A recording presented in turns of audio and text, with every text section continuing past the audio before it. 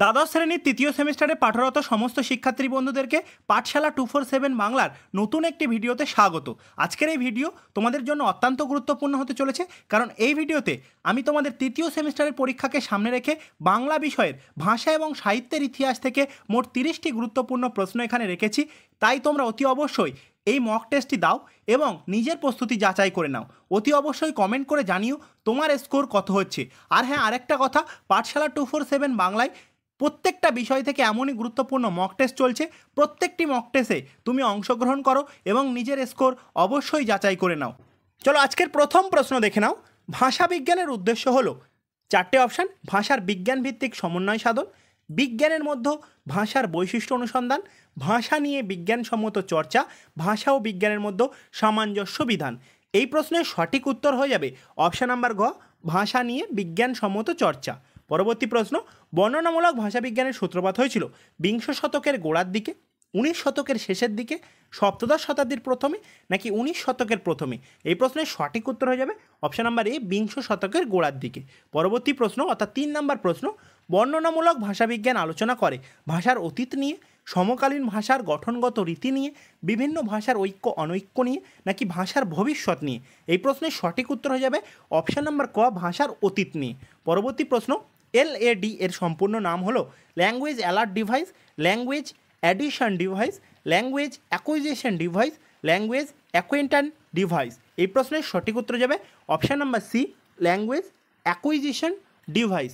পরবর্তী প্রশ্ন অর্থাৎ 5 নম্বর প্রশ্ন দেখে নাও। শৈলী বিজ্ঞানের নিরিখ হলো যুক্তিগ্রাহ্য নির্ভর, বাগধ্বনি নির্ভর, প্রয়োগ নির্ভর, নাকি বিশ্লেষণ নির্ভর? 5 নম্বর প্রশ্নের সঠিক উত্তর হয়ে যাবে অপশান নাম্বার গ, প্রয়োগ নির্ভর। পরবর্তী প্রশ্ন দেখে নাও। শৈলী শব্দের অপর নাম অভিনবত্ব, রীতি, নির্মাণ, নাকি রূপভেদ? এই প্রশ্নের সঠিক উত্তর কী হয়ে যাবে? 6 নম্বর প্রশ্ন, তোমরা অবশ্যই কমেন্ট করতে থাকো। এই প্রশ্নের সঠিক উত্তর হয়ে যাবে অপশান নাম্বার বি, রীতি। পরবর্তী প্রশ্ন: সিনট্যাক্স শব্দের অর্থ হলো বাক্যতত্ত্ব, শব্দতত্ত্ব, শৈলী বিজ্ঞান, নাকি ভাষা বিজ্ঞান? এই প্রশ্নের সঠিক উত্তর হয়ে যাবে বন্ধুরা অপশান নাম্বার ক, অর্থাৎ বাক্যতত্ত্ব। চলো পরবর্তী প্রশ্ন দেখে নাও। 8 নম্বর প্রশ্ন: ধ্বনিতত্ত্বের আলোচ্য বিষয় হলো ভাষার রূপ নিয়ে আলোচনা, ভাষার ধ্বনি স্তর নিয়ে আলোচনা, ভাষার তাত্ত্বিক আলোচনা, নাকি ভাষার সংক্ষিপ্ত আলোচনা? 8 নম্বর প্রশ্নের সঠিক উত্তর হয়ে যাবে অপশান নাম্বার বি, ভাষার ধ্বনি স্তর নিয়ে আলোচনা। পরবর্তী প্রশ্ন: বাকযন্ত্রের সাহায্যে ধ্বনিগুলির উচ্চারণ আলোচিত হয় যেখানে, তা হলো ধ্বনিতত্ত্ব, রূপতত্ত্ব, ধ্বনিবিজ্ঞান, শব্দার্থ পরিবর্তন। 9 নম্বর প্রশ্নের সঠিক উত্তর হয়ে যাবে অপশান নাম্বার সি, ধ্বনিবিজ্ঞান। পরবর্তী প্রশ্ন দেখে নাও। বাংলা উচ্চারণে অর্ধস্বরের সংখ্যা হলো 3টি, 4টি, 5টি, নাকি 10টি? 10 নম্বর প্রশ্নের সঠিক উত্তর হয়ে যাবে 4টি। পরবর্তী প্রশ্ন: র ধ্বনিটি হলো কম্পিত ধ্বনি, পার্শ্বিক ধ্বনি, উষ্ম ধ্বনি, নাকি তাড়িত ধ্বনি? এই প্রশ্নের সঠিক উত্তর হয়ে যাবে অর্থাৎ 11 নম্বর প্রশ্ন, খুবই গুরুত্বপূর্ণ, সঠিক উত্তর হয়ে যাবে কম্পিত ধ্বনি। পরবর্তী প্রশ্ন অর্থাৎ 12 নম্বর প্রশ্ন দেখে নাও। ব্যঞ্জন সংহতির অপর নাম কি? সমীভবন, ধ্বনিলোপ, ধ্বনি বিপর্যয়, নাকি অভিশ্রুতি? 12 নম্বর প্রশ্নের সঠিক উত্তর হয়ে যাবে অপশান নাম্বার ক, সমীভবন। খুব গুরুত্বপূর্ণ প্রশ্ন কিন্তু। পরবর্তী প্রশ্ন: রূপান্তরমূলক সৃজনমূলক ভাষাবিজ্ঞানের প্রবর্তক Saussure, Chomsky, sir William Jones, Suniti Kumar Chattopadhyay. 13 number প্রশ্নের সঠিক উত্তর হয়ে যাবে অপশান নাম্বার বি, চমস্কি। পরবর্তী প্রশ্ন দেখে নাও। 14 নম্বর প্রশ্ন: থিসরাস শব্দের ব্যুৎপত্তিগত অর্থ হলো অভিধান, শব্দকোষ, রত্নাগার, নাকি শব্দভাণ্ডার?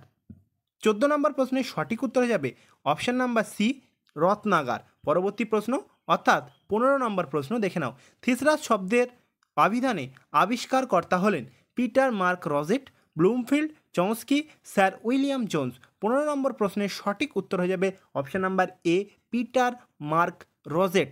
পরবর্তী প্রশ্ন দেখে নাও। 16 নম্বর প্রশ্ন: শব্দের অর্থের অভিন্নতা বোঝাতে ব্যবহৃত হয় ব্যাপকার্থকতা, বিপরীতার্থকতা, সমার্থকতা, নাকি শব্দার্থকতা? এই প্রশ্নের সঠিক উত্তর হয়ে যাবে অপশান নাম্বার সি, সমার্থকতা। পরবর্তী প্রশ্ন দেখে নাও। শব্দের প্রথম ভাগটির নাম নিদর্শন, খণ্ডিত অর্থ, সাধারণ অর্থ, ব্যঞ্জন অর্থ। 17 নম্বর প্রশ্নের সঠিক উত্তর যাবে অপশান নাম্বার সি, সাধারণ অর্থ। পরবর্তী প্রশ্ন দেখে নাও। ল শব্দটি হলো পার্শ্বিক ধ্বনি, নাসিক্য ধ্বনি, কম্পিত ধ্বনি, উষ্ম ধ্বনি। 18 নম্বর প্রশ্নের সঠিক উত্তর হয়ে যাবে অপশান নাম্বার এ, পার্শ্বিক ধ্বনি। এখনও পর্যন্ত যদি ভিডিও ভালো লাগে অতি অবশ্যই চ্যানেলটি সাবস্ক্রাইব করে এবং ভিডিওতে একটি লাইক করে দিও। পরবর্তী প্রশ্ন 19 নম্বর প্রশ্ন দেখতে পাচ্ছ তোমরা। শব্দের মধ্যে যুক্ত ব্যঞ্জনকে ভেঙে লেখার রীতিকে একে বলা হয় স্বরসংহতি, স্বরভক্তি, স্বরলোপ নাকি সমীভবন? 19 নম্বর প্রশ্নের সঠিক উত্তর যাবে অপশান নাম্বার বি, স্বরভক্তি। পরবর্তী প্রশ্ন, LAS এর সম্পূর্ণ নাম হলো language acquisition system, language অ্যাকুইরেট system, language acknowledgement system, language acquisition symbol. 20 নম্বর প্রশ্নের সঠিক উত্তর হয়ে যাবে অপশান নম্বর ক, ল্যাঙ্গুয়েজ অ্যাকুইজিশন সিস্টেম। পরবর্তী প্রশ্ন, বাংলা ভাষার গদ্যচর্চার জনক বলা হয় জন টমাসকে, উইলিয়াম কেলিকে, বিদ্যাসাগরকে, রাজা রামমোহন রায়কে? এই প্রশ্নের সঠিক উত্তর হয়ে যাবে উইলিয়াম কেরিকে। পরবর্তী প্রশ্ন অর্থাৎ 22 নম্বর প্রশ্ন, 1817 খ্রিস্টাব্দে কে স্কুল বুক সোসাইটি প্রতিষ্ঠা করেন? ডেভিড হেয়ার, রাজা রামমোহন রায়, ডিরোজিও নাকি স্বামী বিবেকানন্দ?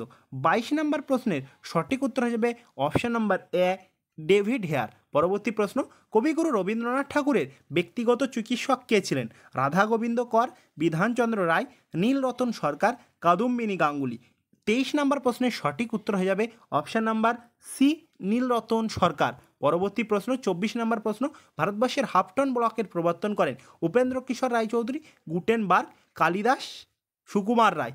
এই প্রশ্নের সঠিক উত্তর হয়ে যাবে উপেন্দ্র কিশোর রায়চৌধুরী। পরবর্তী প্রশ্ন, আদি মধ্যযুগের বাংলা ভাষার একমাত্র নিদর্শন শ্রীকৃষ্ণ কীর্তন, বৈষ্ণব পদাবলী, চর্যাপদ, চৈতন্য জীবনী? 25 নম্বর প্রশ্নের সঠিক উত্তর হয়ে যাবে অপশান নাম্বার এ, শ্রীকৃষ্ণ কীর্তন। পরবর্তী প্রশ্ন, হাফ আখড়াই গানের জন্ম দেন মোহনচাঁদ বসু, নিধুবাবু, ঈশ্বর গুপ্ত, রসিকচন্দ্র রায়? 26 নম্বর প্রশ্নের সঠিক উত্তর হয়ে যাবে অপশান নাম্বার ক, মোহনচাঁদ বসু। পরবর্তী প্রশ্ন দেখে নাও, 27 নম্বর প্রশ্ন, রবীন্দ্রনাথ সমসাময়িক একজন অত্যন্ত উল্লেখযোগ্য সঙ্গীত শিল্পী ছিলেন রামশঙ্কর ভট্টাচার্য, রজনীকান্ত সেন, দ্বিজেন্দ্রলাল রায়, অতুল প্রসাদ সেন? 27 নম্বর প্রশ্নের সঠিক উত্তর যাবে অপশান নম্বর গ, দ্বিজেন্দ্রলাল রায়। পরবর্তী প্রশ্ন দেখে নাও, সত্যজিৎ রায়ের পথের পাঁচালী ও অপরাজিত এর সঙ্গীত পরিচালনা করেছেন বিসমিল্লা খাঁ, বেলায়েত খাঁ, পণ্ডিত রবিশঙ্কর, শচীন দেব বর্মন?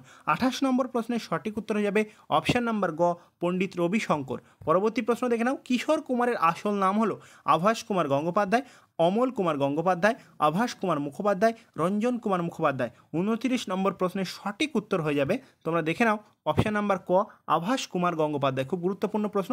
পরবর্তী প্রশ্ন এবং আজকের সেটের শেষ প্রশ্ন, মান্না দেয়ের প্রকৃত নাম ছিল প্রবোধচন্দ্র দে, প্রবোধ কুমার দে, প্রদোষচন্দ্র, প্রকাশচন্দ্র? 30 নম্বর প্রশ্নের সঠিক উত্তর হয়ে যাবে অপশান নাম্বার ক, দেখে নাও তোমরা 30 নম্বর প্রশ্নের সঠিক উত্তর প্রবোধচন্দ্র দে। এই ছিল আজকে মোট 30টি প্রশ্ন। এই 30টি প্রশ্নের মধ্যে তোমাদের কত স্কোর হলো অতি অবশ্যই কমেন্টে জানাও, এবং পরবর্তী যে ভিডিওগুলি আপলোড করা হবে, ইতিমধ্যে তোমাদের জন্য বাংলা গল্প, কবিতা এবং প্রবন্ধ থেকে ভিডিও আপলোড করা আছে প্র্যাকটিস সেট, অতি অবশ্যই ওটা দেখে নিও। এই ভিডিও ডেসক্রিপশানে লিঙ্ক দিয়ে রাখবো। আর হ্যাঁ, পরবর্তীতে যে ভিডিওগুলি আপলোড করা হবে অবশ্যই তোমরা সেই ভিডিওগুলি দেখে নেবে পরীক্ষার আগে।